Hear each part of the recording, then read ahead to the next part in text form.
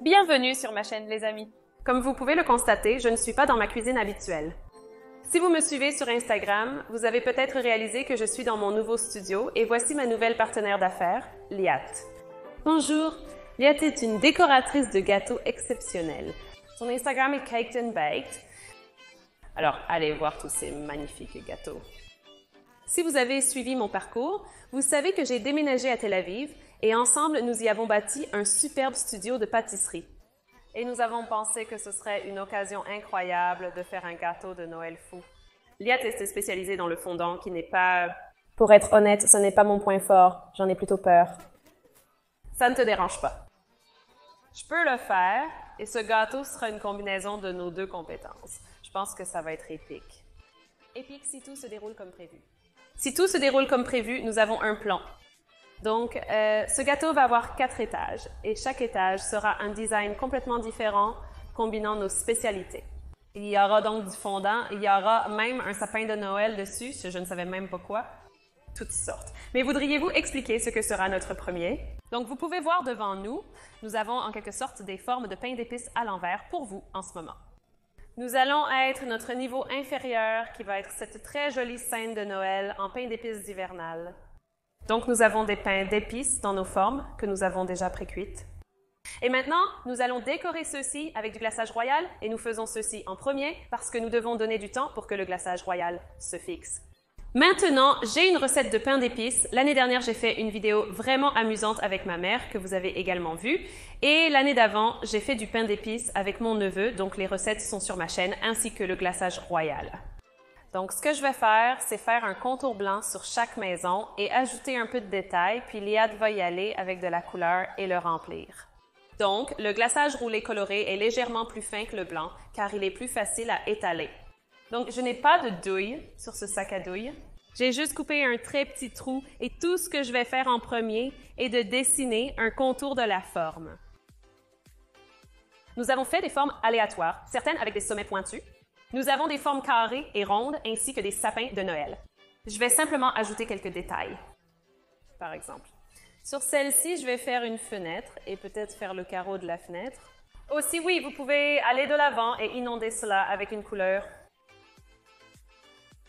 Donc, comme vous pouvez le voir, le glaçage coloré est beaucoup plus lâche que le blanc. Pour être honnête, idéalement, vous laisseriez le blanc se fixer, mais nous avons beaucoup de gâteaux à préparer. Donc, nous sommes un peu pressés, mais ce que nous allons faire est de décorer tous ces biscuits maintenant et ensuite les laisser toute la nuit pour qu'ils soient super durs avant de les attacher au gâteau. Je vais juste avec un cure-dent pour pousser le glaçage jusqu'au bord de la ligne.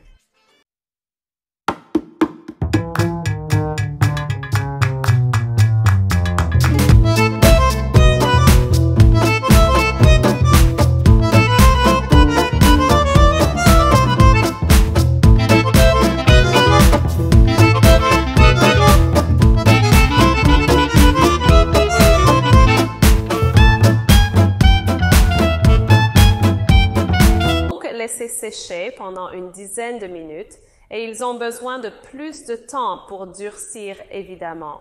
Mais le dessus a durci, ce qui signifie que nous pouvons ajouter les glaçons.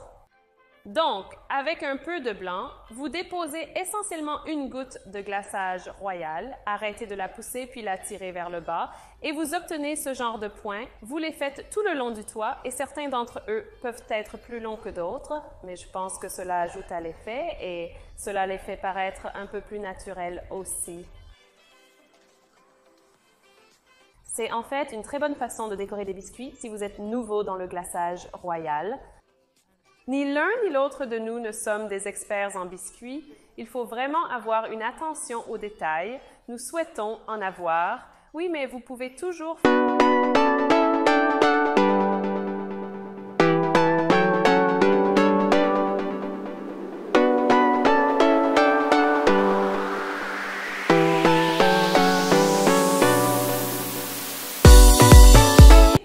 se passe et c'est juste au début de notre méga gâteau. J'ai hâte de faire cette chose demain. Ça va être génial. Donc, comme nous l'avons dit, nous allons laisser ces choses se fixer complètement. Donc, elles vont devenir dures comme de la roche pour demain. Demain, nous vous montrerons comment décorer le reste du gâteau. Youpi, alors à demain, devrions-nous prendre un café maintenant? Oh, s'il vous plaît, absolument. Donc, nous avons laissé notre biscuit durcir toute la nuit. Et aujourd'hui, nous allons nous concentrer sur la création des autres niveaux pour notre gâteau et nous allons commencer par la couche de fondant. Donc, je vais le passer à la reine du fondant elle-même qui va nous guider sur comment faire une boîte cadeau. D'accord. Donc, l'un de nos niveaux va être une boîte cadeau comme l'a mentionné Georgia. Donc, ce que nous avons ici est un gâteau carré au ganache. Nous avons utilisé du ganache pour couvrir notre gâteau plutôt que du glaçage au beurre, car c'est une base plus solide. Le glaçage au beurre peut tomber, surtout sur un gâteau à plusieurs niveaux, avec du poids sur le dessus. Le ganache aide à maintenir la structure, notamment pour créer des bords tranchants. Cela a du sens. Donc, pour couvrir notre gâteau, nous allons utiliser un peu de fondant. Wow! Prêt pour un peu de travail musculaire? Absolument, je vais prendre plaisir à te regarder. Pour bien utiliser le fondant, il faut le pétrir jusqu'à ce qu'il soit doux et malléable. C'est là que le travail musculaire entre en jeu. C'est comme pétrir de la pâte, littéralement la même action. Oh, absolument, j'utilise mon talon, je plie, donc le talon de ma paume, je devrais dire. Le talon de ma paume se replie vers le milieu et je peux déjà voir qu'il devient plus lisse. Oui, avant que je ne roule. Je vais revenir avec un peu plus de farine de maïs, même si nous faisons le gâteau carré. Toujours rouler encerclé, nous avons besoin que le cercle soit beaucoup plus grand que la surface réelle de notre gâteau, donc pour rouler le cercle parfait en arrière et en avant. Et ensuite, tourner. 90 degrés en arrière, en avant et tourner. Et cela assure que vous conservez toujours la forme circulaire pendant que vous roulez. Comme vous étaleriez de la pâte, vous voulez garder la pression aussi uniforme que possible pour obtenir un rouleau plat. Voyez, je suis contente de ça, c'est tellement lisse. Et même ainsi, maintenant, je dois le ramasser. Certaines personnes aiment ramasser tout leur tapis et le couvrir. Wow, je ne le fais pas parce que j'ai toujours l'impression que c'est mon dessous, d'accord? Je le mets. Et juste pour aider à ce qu'il ne colle pas, parce que ce que je vais vraiment faire, c'est le plier sur le rouleau à pâtisserie pour m'aider à le soulever. Je vais placer mon rouleau à pâtisserie au centre pour étaler la pâte à gâteau. Je vais te plier et allons apporter cela. Plier cela sur le rouleau à pâtisserie. Tu vas chercher le point médian sur la surface afin que tu puisses le marquer et ensuite le plier doucement. Donc, tu l'as ramassé et tout est couvert. Je ne suis pas trop inquiète d'avoir quelques côtés exposés, car lorsque tu fais le tour du fondant, il s'étire. La première chose que tu aimes faire est une surface. D'accord? Cela garantira simplement qu'il n'y a pas de bulle d'air piégée en haut. Donc, j'aime le lisser avec ce lisseur. Je le rends bien plat sur le dessus. Donc, si tu me connais bien, tu sais que je ne touche pas le fondant, mais tu peux voir qu'il y a des outils spécifiques dont tu as besoin. Donc, nous les écrirons dans les commentaires ci-dessous.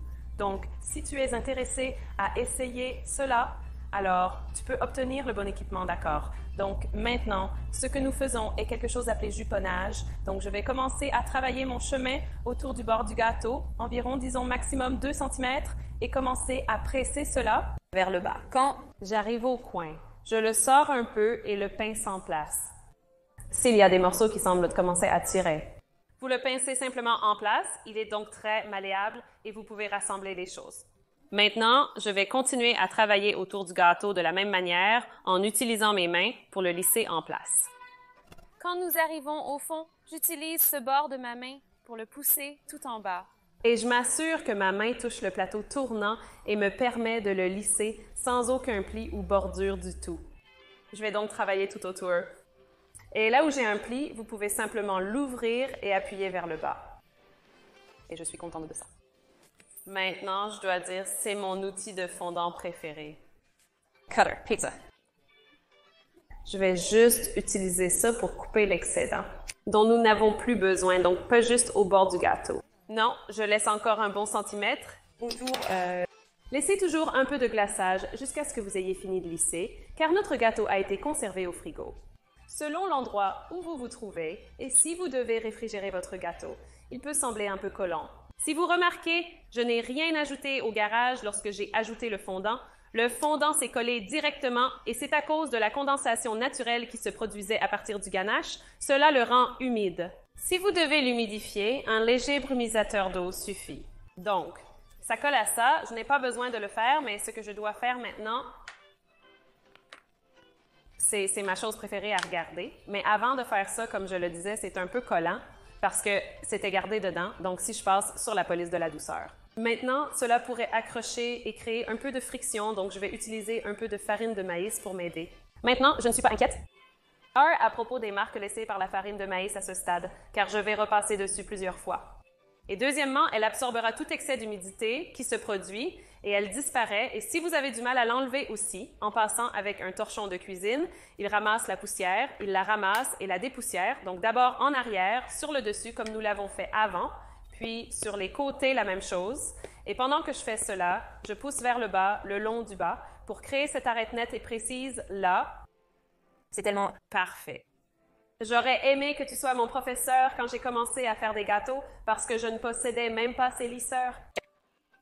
J'aurais aimé avoir un professeur lors de mes premiers essais en pâtisserie. Comme vous pouvez le voir, j'ai vraiment appuyé dessus, créant cet angle net et précis qui est crucial. Quand vous faites un gâteau en forme de boîte pour qu'il ait l'air réel, je laisse toujours cet excès au fond, donc je ne m'inquiète pas de le couper, mais je suis contente de l'avoir aplani, c'est bien.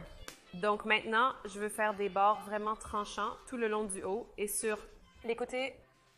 Vous avez donc besoin de 2 idées pour cela. C'est que vous construisez des coins en faisant monter le fondant des côtés et de cette façon, donc c'est un peu comme du glaçage au beurre exactement. La même chose que nous avons fait avec le glaçage au beurre, mais nous créons ce coin net, donc avec celui sur le côté, je le pousse doucement vers le haut et je vais frotter de cette façon. Et c'est un peu comme ça, c'est comme oui, donc ça monte et descend et celui-ci tourne en cercle. Donc vous allez aller jusqu'au bout, autour des bords et ensuite allez-vous faire les côtés exactement de la même manière en les pinçant ensemble de cette façon, mais vous pouvez déjà voir ici que cela commence à se produire. Je serai ici un moment. Donc je termine juste ce dernier coin et maintenant c'est beau. Assez net. Je vais donc intervenir avec mon petit couteau de bricolage et non avec ma roulette à pizza.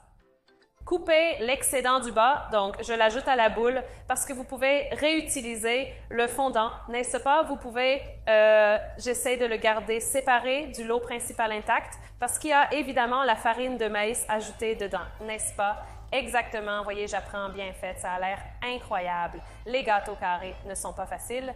C'est pourquoi c'est le premier tutoriel que j'ai fait sur ma chaîne. À venir, donc, pour faire ressembler notre boîte cadeau à un vrai cadeau, nous devons faire un joli nœud. Donc, nous allons faire un joli nœud. Donc, les choses, quand on modèle et qu'on doit laisser les choses sécher un peu, sinon elles peuvent juste s'effondrer et avoir l'air triste parce que nous voulons ce genre de personnage grand, à nœud à mettre. Donc, nous allons faire cela maintenant et ensuite le laisser de côté pour sécher. Donc, nous optons pour le rose, parce que pourquoi pas le rose? Cela a déjà été pétri. Comme nous mélangeons nos couleurs, laissez-moi juste rendre cela doux. Nous voulons étaler une belle sorte de bande. Donc, comme avant, rouler en arrière et en avant, mais parce que je veux une bande, je ne tourne pas, nous la voulons assez épaisse. Mais pas trop épais, sinon c'est trop lourd et cela prend aussi beaucoup de temps à sécher. Encore une fois, coupe pizza. Donc, c'est un très bon outil pour faire des lignes droites, surtout si vous coupez des bandes ou des rayures de n'importe quel type. Cela les garde nettes et précises sans tirer. Donc, c'est génial. Donc, nous le voulons. Mesure vraiment technique.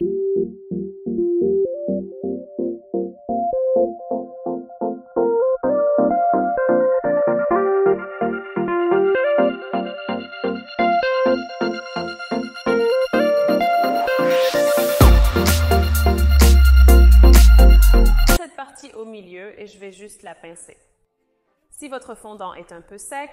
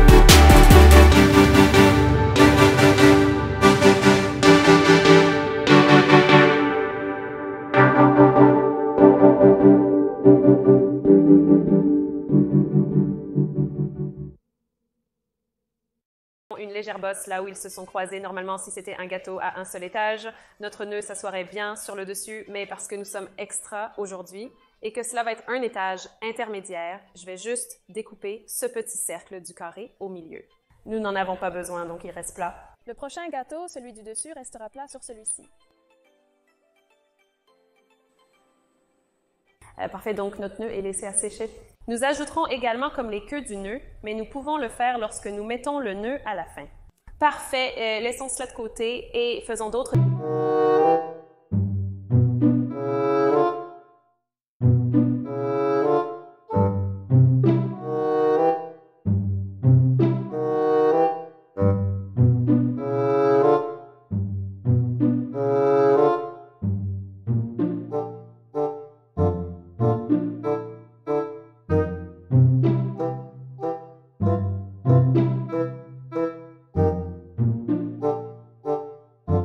Assez sec pour l'utilisation. Quelle couche va-t-on faire maintenant? L'arbre, allons-y pour l'arbre.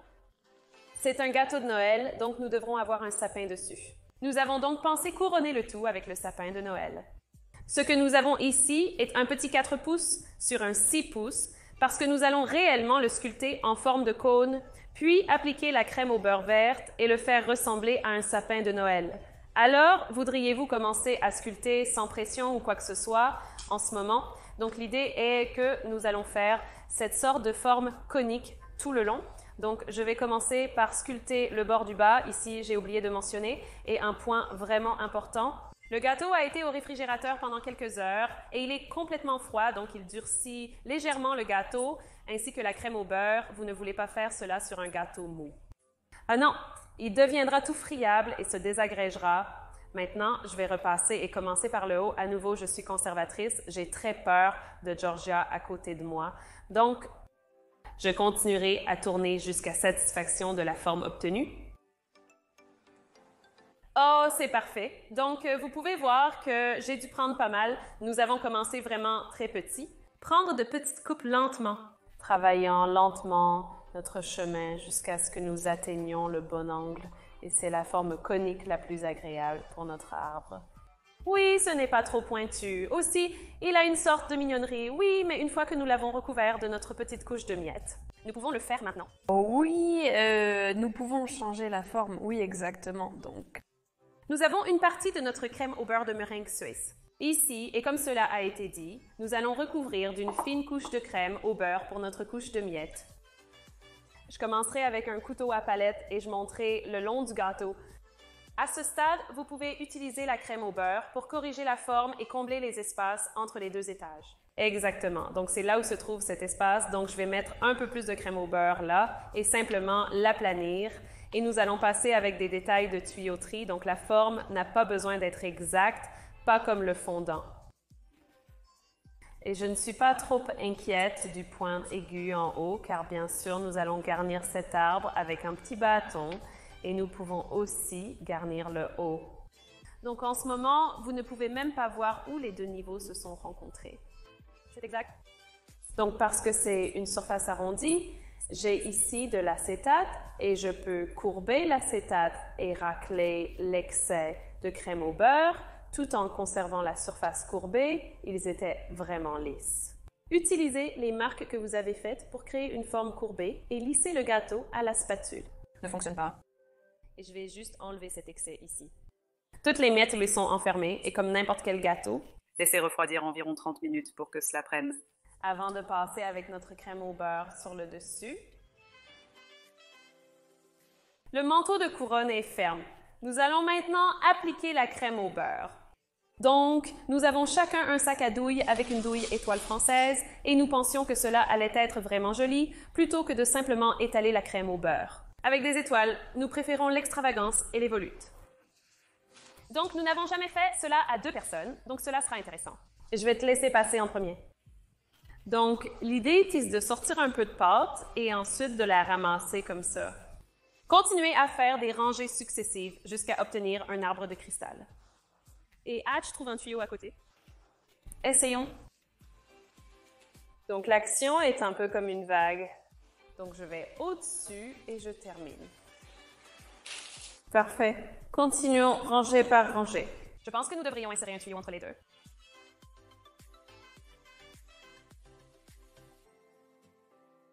C'est l'une de ces choses que j'ai en tête, mais qui sort toujours beaucoup mieux que je ne le pensais. C'est un peu comme Youpi, ça fonctionne vraiment et pour finir, nous allons mettre une touche de crème au beurre en haut et continuer jusqu'à ce que nous arrivions au sommet de l'arbre.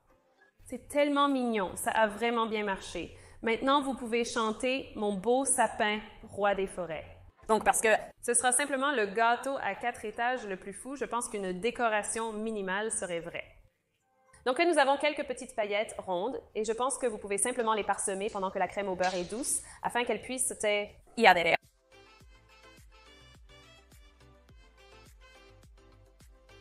Cela va aller dans le frigo. Cela va se poser sur notre gâteau et le mettre sur notre gâteau va être un peu une mission, donc c'est toujours plus facile quand il fait froid. Donc, nous devons vraiment le refroidir avant de le mettre sur notre sac. Donc, c'est à notre couche de pull de Noël lait, ce qui signifie essentiellement qu'il va avoir beaucoup de décorations de Noël et de rayures de Noël. Aucun d'eux ne correspond, mais cela aura l'air mignon à la fin, tout comme un pull de Noël. En possédez-vous un? Non, j'en avais un, et il y avait de petites lumières de fées dessus, et c'était mignon. La base de ce niveau sera donc une crème au beurre rayée. Normalement, je fais mes rayures à la main avec des poches à douille multicolores. Mais je vais utiliser un peigne à gâteau pour vous montrer l'effet et à quel point vous pouvez obtenir des rayures nettes si vous utilisez l'un de ces outils. Mais ce que je vais faire en premier, c'est une couche de blanc, car nous voulons faire des couches alternées de blanc et de couleur. J'ai un sac de crème au beurre de meringue suisse ici et nous voulons une couche épaisse de crème au beurre à l'extérieur. Quand vous utilisez un peigne, je pourrais avoir besoin de votre aide. Tu tournes, je glace. Donc, avec la poche à douille, vous obtenez une couche de crème au beurre bien plus épaisse à l'extérieur. C'est en fait beaucoup plus facile comme ça. Jusqu'en haut. Et ensuite, je vais faire le tour de l'extérieur, tasser ses coins. Et ensuite, je n'ai pas besoin de faire toute une couche sur le dessus, mais assez pour couvrir le gâteau. Donc, comme d'habitude, je vais me concentrer sur le dessus et essayer de le rendre bien plat en premier. Il est essentiel de rendre ce gâteau à étage le plus plat possible.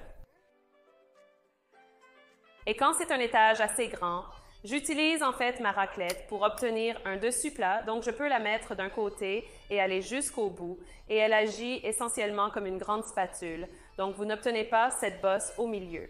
Vous pouvez voir que j'ai recueilli de la crème au beurre au milieu, là où se trouvait la bosse. Et maintenant, je vais faire les rayures, donc je vais placer le peigne contre le gâteau et tourner, et je vais commencer un peu doucement. Juste pour le mettre en place. Je ne vais pas bouger mon grattoir parce que vous voulez que ces rayures restent droites. Donc, toute l'idée du peigne est de créer la rainure que vous remplissez ensuite avec les couleurs, n'est-ce pas exactement? Donc, nous allons congeler cette couche par la suite. Mais il est important d'obtenir ces rayures blanches aussi parfaites que possible, car une fois congelées, elles ne peuvent plus être touchées.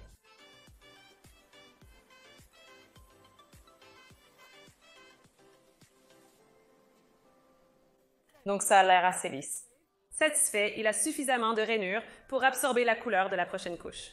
Donc avant cela, nous devons mettre ceci au congélateur pour nous assurer que c'est solide. Il va y travailler une demi-heure pour le rendre dur comme la pierre. Avant de continuer avec les autres couleurs. Et donc, pour le bord supérieur là-bas, vous pouvez le nettoyer à ce stade, je suppose. Mais si vous avez vu dans mes autres vidéos mon astuce pour obtenir un coin bien net, une autre option est de le mettre au congélateur. Comme nous le mettons déjà au congélateur, nous pourrions faire cela pendant environ une demi-heure. Donc, ce gâteau est maintenant solide. Donc, si je touche la crème au beurre, et je peux sentir qu'il est complètement figé, donc c'est le bon moment pour nettoyer ses coins. Donc, j'ai ici un couteau bien aiguisé. Très soigneusement, je vais juste passer sur le bord extérieur et enlever les gros morceaux de crème au beurre.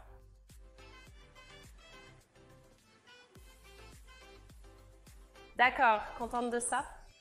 Donc, pendant qu'il est encore froid, allez-vous faire quelques rayures? Bien sûr. Nous allons remplir ces rainures de la crème au beurre avec de la crème au beurre colorée et pour aller avec le reste du gâteau, nous avons choisi le vert et le rose.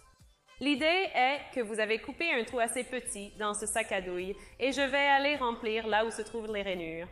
Vous voulez combler l'écart, mais pas trop, car en le raclant, vous obtiendrez comme un débordement. Nous alternons notre rose et notre vert simplement parce que nous voulons qu'ils soient aux couleurs de Noël, mais ça a l'air très bien aussi avec juste 2 couleurs. Oui. J'apprécie vraiment cette combinaison de couleurs.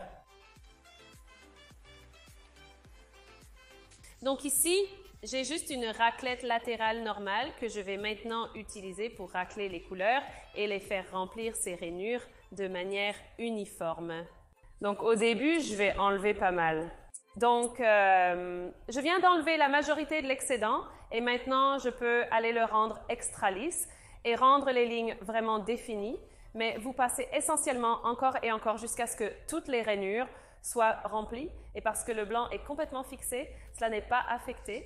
Quand je le gratte, c'est un peu effrayant parce que vous pensez que vous allez commencer à mélanger.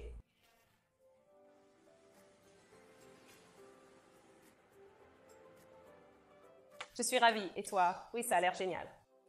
Maintenant, juste pour nettoyer le tout haut, j'ai nettoyé mon couteau à palette et je vais juste nettoyer le tout haut parce qu'il y avait un peu de couleur qui est allée là-dessus. Alors, avant de mettre ceci dans le frigo pour qu'il durcisse complètement, avant de superposer les gâteaux, nous allons juste faire une petite couronne sur le devant parce que je pense que ça va être...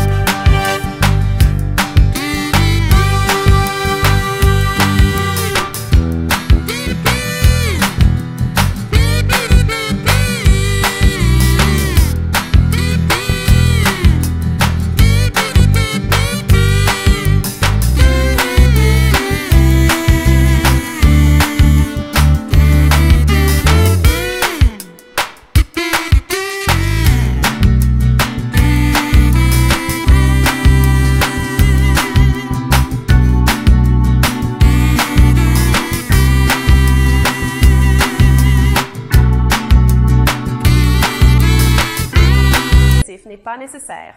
Nous souhaitons que la moitié soit blanche et l'autre bleue pour le ciel. Oui. Exactement. C'est plutôt une ligne d'horizon, donc nous allons toujours mélanger les couleurs ensemble, mais d'une manière différente. Donc, pour un mannequin, évidemment, vous n'avez pas le gâteau en dessous, donc vous voulez une couche assez épaisse de crème au beurre.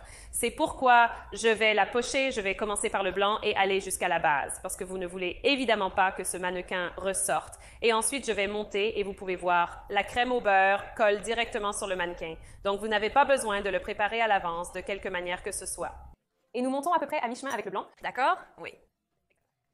Nous ferons donc une moitié avec de la crème au beurre blanche et l'autre moitié avec du bleu. Je me demande combien de fois nous avons fait tourner notre platine. Beaucoup. Il devrait y avoir un moteur dessus. Je vais directement vers le blanc, juste pour qu'il se rencontre vraiment et qu'on puisse faire un jeu blanche. Je vais simplement ajouter le reste par-dessus. Nous ne voulons pas que le dessus soit trop épais, car il est vraiment plat, car c'est un mannequin et le reste du gâteau va s'y asseoir. Donc, de la même manière que d'habitude,